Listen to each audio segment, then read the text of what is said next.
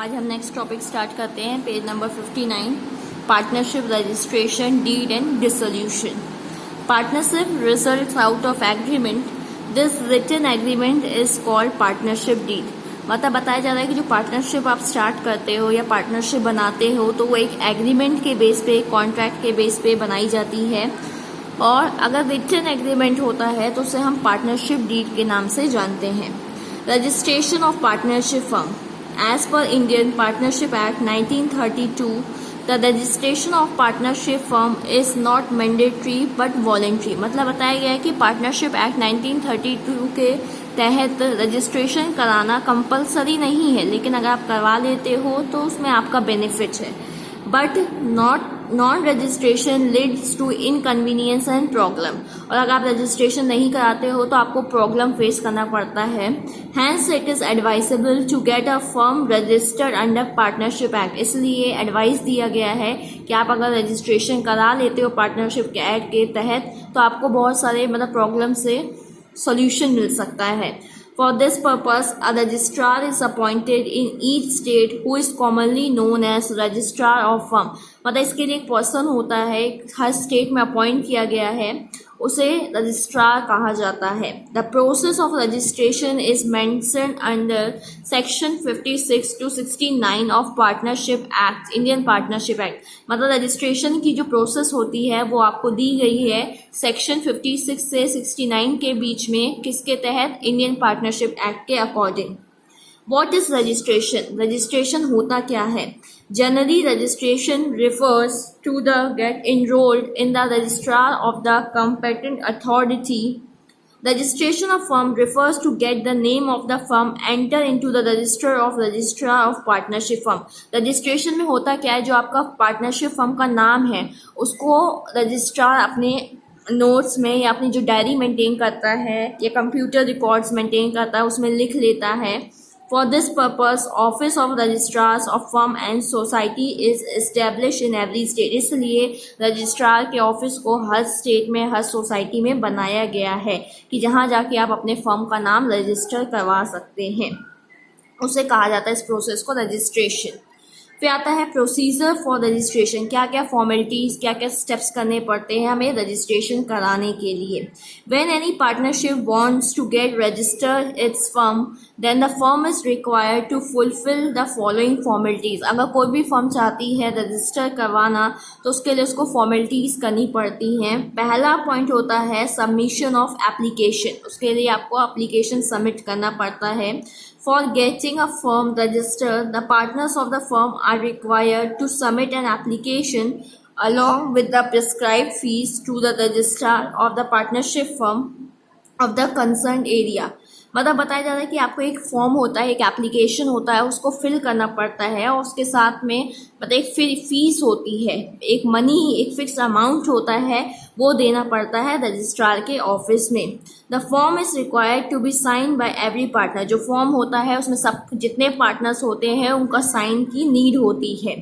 The following important points of informations are required to be submitted in the following form। क्या क्या information हमें submit करनी पड़ती है, लिखनी पड़ती है? जैसे name of the firm, firm का नाम क्या है, name, father's name, address, age, profession of each partner. मतलब पार्टनर का नाम क्या है, उनके फादर का नाम क्या है, उनका एड्रेस, उनकी एज क्या है, वो प्रोफेशन मतलब उनकी डिग्री वगैरह क्या है। Name of other places where the firm has its business. Firm कहाँ पे खुला हुआ है उसका एड्रेस, और कौन कौन सी प्लेसेस में उसकी फ्रेंचाइजी या वो सब ब्रांचेस खुली हुई हैं वो मेंशन करना पड़ता है। Date of admission of each partner, partners कब एडमिट हुए हैं एज अ न्यू पार्टनर, या मतलब कब से पार्टनरशिप स्टार्ट की गई है। Duration of period of firms business, मतलब कितने साल चलेगा, मतलब फिक्स पीरियड का है या विल पे है, मतलब वो सब मेंशन करना पड़ता है आपको। The name should be kept similar or identical to the words। मतलब बोला गया name should not be kept similar or identical to the words. जैसे क्वीन, मतलब ये नाम नहीं होने चाहिए। King, queen, state, central, crown, emperor or any institution should not be express through the words of the name of the firm that is patronised by state or central or any such authority. Use of words which is prohibited under section 58(3) of partnership act. मतलब आपको इसमें section 58(3) में दिया गया है कि आपको कुछ कुछ नाम, ऐसे नाम को नहीं रखना है जो स्टेट और सेंट्रल गवर्नमेंट भी मना करती है, और आपको अपना नाम किसी और बिजनेस के या कोई कंपनी के नेम के सिमिलर भी नहीं रखना होता, मतलब आपको अलग से ही कुछ नाम रखना रहता है, और आपका जो नाम रखोगे उसमें ये सब वर्ड्स नहीं आने चाहिए। तो मतलब सेक्शन अगर आप 58(3) खोल के कभी देखोगे पार्टनरशिप एक्ट का, तो उसके अंदर दिया गया है कि आपको क्या क्या नाम नहीं रखने चाहिए। Entries in the registrar. The registrar, after getting the application form, proceeds to verify the authenticity of the information furnished by the partner. जब आप फॉर्म को सबमिट करते हो तो जो रजिस्ट्रार होता है वो चेक करता है कि आपने कितनी सही इन्फॉर्मेशन उसको सबमिट की है। In case of a registrar partnership firm is satisfied with the particulars submitted, he will register the firm after partnership deed is obtained by the registrar. मतलब बोला जा रहा है कि अगर उसको लगता है कि जो आपने डिटेल्स दी है, इन्फॉर्मेशंस दी है, वो अगर सही है तो वो आपको पार्टनरशिप डीड, मतलब आपका फर्म को रजिस्टर कर देगा। अगर आप पार्टनरशिप डीड इसमें दिया ना, after the partnership deed is obtained by the register, जैसे उसको पार्टनरशिप डीड मिलेगी वैसे वो आपका फर्म को रजिस्टर कर देगा। नेक्स्ट पेज में आते हैं, 60 number page. Regulate the activities of the partners. If they have not prepared it, the registrar can ask them to prepare and submit for the registration purpose. मतलब अगर आपने partnership deed नहीं बनाई, partnership deed होती क्या है? Agreement होता है, कॉन्ट्रैक्ट इन रिटन फॉर्म। तो मतलब वही बोला गया, अगर आपने नहीं बनाया, पार्टनर्स ने नहीं बनाया, तो उनको टाइम दिया जाएगा कि आप बना के उसको सबमिट करिए, उसी के बाद आपको रजिस्ट्रेशन होगा आपका फॉर्म का। Certificate of registration. The form of statement form is filled and a registration number is allotted to the firm and the certificate is duly signed by the registration authority. मतलब जब आपने सब form submit कर दिया, fees submit कर दी, उसके बाद आपको सर्टिफिकेट दिया जाएगा जिसमें रजिस्ट्रार जो होगा साइन करके देगा। This certificate of registration is a conclusive proof that a firm has been registered duly and has taken a legal entity. तो ये जो सर्टिफिकेट होता है ये एक ऐसा प्रूफ होता है जो बताता है कि आपका फर्म जो है लीगली रजिस्टर्ड हो चुका है। To change in firm. If there is any change in the firm, it should be immediately intimated to the registrar in writing so that he make necessary alteration in his register. मतलब बताया जा रहा है कि अगर आपके firm में कोई चेंजेस आते हैं, मानिए कोई पार्टनर छोड़ के चला गया या कोई नया और आ गया, तो मतलब आपको ये सब इन्फॉर्मेशन तुरंत देनी पड़ती है रिटन वे में किसको, रजिस्ट्रार को, कि जिससे वो रजिस्टर में चेंजेस कर सके। In case of dispute, the information derived from the register of the registrar will be treated as final and acceptable. और मतलब अगर आपने उसको कोई इन्फॉर्मेशन नहीं दी, उसने चेंज नहीं किया, तो फिर वही इन्फॉर्मेशन आपको एक्सेप्ट करनी पड़ेगी। Effects of non registration. अगर आप रजिस्ट्रेशन नहीं कराते हो तो क्या क्या डीमेरिट्स होते हैं। The firm can not file a suit against third party. मतलब जो फर्म है वो किसी और थर्ड पार्टी के अगेंस्ट कोई केस करना चाहती है या क्लेम करना चाहती है तो नहीं कर सकती है। No partner can file a suit against other partners of the firm. मतलब एक पार्टनर अगर दूसरे पार्टनर के लिए केस करना चाहता है या कंप्लेन करवाना चाहता है तो वो भी नहीं कर सकता। The firm can not file a suit against any partner. और अगर फर्म किसी पार्टनर के अगेंस्ट कोई कंप्लेन करना चाहती है, केस करना चाहती है तो वो भी नहीं कर सकती है। A partner cannot file a suit to enforce the rights arising from the contract or conferred by the Partnership Act against the firm. और अगर पार्टनर किसी और के लिए अपने राइट्स के लिए कुछ केस करना चाहते हैं तो वो भी नहीं कर सकते हैं। Third parties can file a suit against a firm to enforce their right.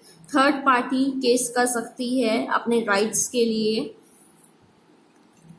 Rights unaffected by the non-registration. Non-registration of the firm, however, does not affect the following rights. मतलब अगर आपका नहीं फर्म रजिस्टर है तो जो rights मतलब बने गए हैं वो आपको दिए जाएंगे। जैसे right of the third party to sue the unregistered firm और इस पार्टनर. मतलब जो बाहर वाला है वो आपके फर्म के लिए और आपके ऊपर थर्ड पार्टी मतलब पर्सन के ऊपर केस कर सकता है। The right of partner to sue for the dissolution of the firm or for accounts of a dissolved firm or any or power to realize the property of the dissolved firm. मतलब अगर आपका firm बंद होने वाला है तो partners के पास rights होता है कि वो अपना पावर राइट और जो प्रॉपर्टी में हिस्सा है वो मांग सकता है। The power of an official assignee receiver of court to realise the property of an insolvent firm, मतलब बोला जा रहा है कि जो ऑफिशियल्स लोग होते हैं, कोर्ट होता है, अगर आप सामने वाले का पेमेंट नहीं कर पाते हो तो वो आपकी प्रॉपर्टी को सीज कर लेता है। The rights of the firm or partners of a firm having no place of business in India, partners के पास कोई राइट्स नहीं होते हैं। The rights to any suit or claim of such of not excluding ₹100 in value, to enforce a right arising otherwise than out of contract, मतलब आपको contract के अलावा कोई और राइट्स नहीं दिए जाएंगे। One partner can bring a suit for damages or misconduct against another partner, और एक पार्टनर अगर कोई डैमेज होता है या कुछ गलत काम किया जाता है अदर पार्टनर के द्वारा तो उसे क्लेम कर सकता है। अब आते हैं advantages of registration. Advantages to the firm. Without registration, a firm becomes handicapped. It cannot file suit against others. मतलब इसमें यही बताया गया कि अगर रजिस्ट्रेशन नहीं होता, जो एक फर्म होती है वो एक तरीके से हैंडीकैप्ड हो जाती है, वो किसी के लिए ऊपर केस नहीं कर सकती है। But after registration it assumes its own legal entity in the light of the law and can file suit against the outsider as well as partner. लेकिन जब रजिस्ट्रेशन हो जाता है तो एक लीगल एंटिटी बन जाती है और वो किसी के ऊपर भी केस कर सकती है अगेंस्ट थर्ड पार्टी और any partner of the firm. Advantages to the partner. After registration, partner may file suit against the firm or against any partner to the safeguard their interest. और मतलब ये होता है कि रजिस्ट्रेशन के बाद partners को भी एडवांटेजेस होता है कि पार्टनर्स भी फर्म के ऊपर या किसी और पार्टनर के ऊपर केस कर सकती है। Advantages to creditors.